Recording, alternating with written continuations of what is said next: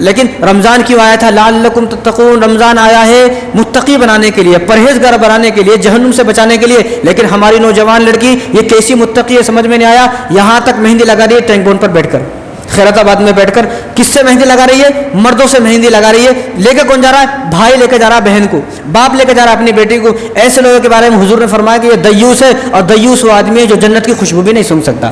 بغل تک مہندی. مہندی وہاں تک لگانا جائز ہے کہ جن اعضاء کو دکھانا جائز ہے. اپنے پیروں کو دکھا سکتے ہیں، مہندی لگا سکتے ہیں. ہاتھوں کو دکھا سکتی ہے عورت. مردوں کے لیے مہندی لگانا حرام ہے. اب تو یہ دیکھا جاتا ہے دلہا صاحب آئے، دلہے صاحب فنکشن ہال میں، معلوم نہیں ہو رہا پورا ڈھک کے اوپر سے ہاتھ دکھ رہے ہیں. کبھی کبھی تو ایسا لگتا ہے دلہن کو کئی کو لے لیے، چہرہ کھولے تو معلوم ہوتا ہے انہیں دلہا ہے.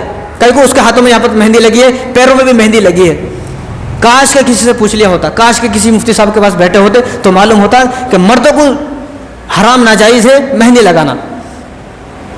اس سے نفسانی خواہشات آدمی کی ختم ہو جاتی ہے.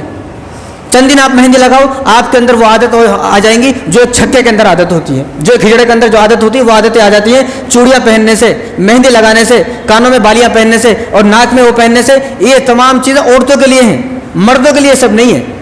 تو مہندی وہاں لگانا جائز ہے جن حصوں کو دکھانا جائز ہے. لیکن ہاتھوں میں دکھانا جائز ہے، ہاتھوں میں مہندی لگا سکتی ہے. لیکن یہ کون سا طریقہ ہے کہ عورتیں آج کل لڑکیاں نوجوان اور باپ کے ساتھ جا رہی ہیں، بھائی کے ساتھ، بھائی کھڑا ہوا وہیں پر اور اس کے بھائی کے سامنے، باپ کے سامنے بغل تک مہندی لگائی جا رہی ہے. اور وہ مہندی لگانے والا ہاتھ دبا رہا ہے. کتنے مزے لیتا ہوں گا وہ. اور آپ کے جانے کے بعد کیا بولتا ہوں گا؟ کیا مست آئٹم تھی وہ، کیا مست لڑکی تھی وہ، کیا مست کوٹی تھی وہ. اس طرح اس کے الفاظ ہوتے ہیں، اس طرح وہ جملے ہوتے ہیں کہ آپ یہ پسند کرتے ہو کہ میری بہن کے بارے میں، میری بیٹی کے بارے میں کوئی ایسے کمنٹس کرے.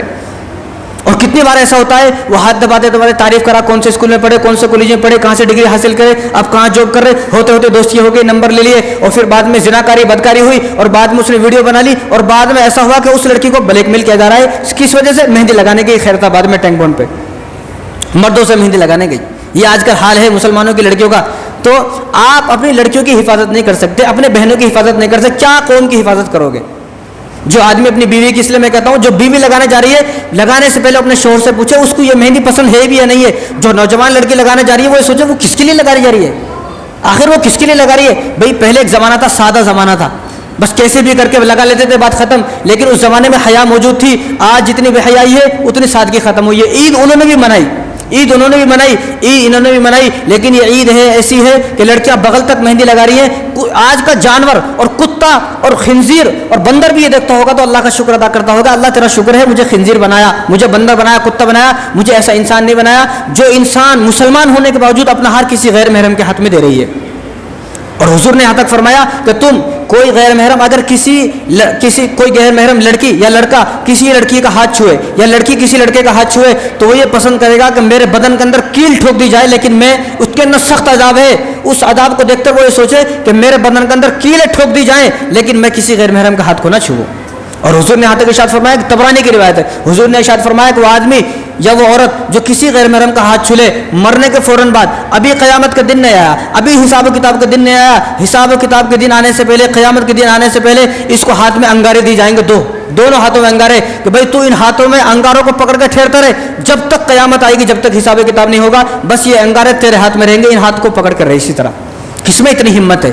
یہاں انگار پکڑ کے دیکھو کوئی پکڑ سکتا ہے؟ تو جو لوگ غیر محرم کا ہاتھ پکڑ رہے ہیں، غیر محرم لڑکیوں کا، ان کو بھی شرم آنی چاہیے کہ دنیا میں اتنے کام چھوڑ کر انہوں نے یہ کام سیکھا. لڑکیوں کو مہندی لگانا ہے، مزہ آتا، لڑکیوں کو ہاتھ دبانے میں مزہ آتا.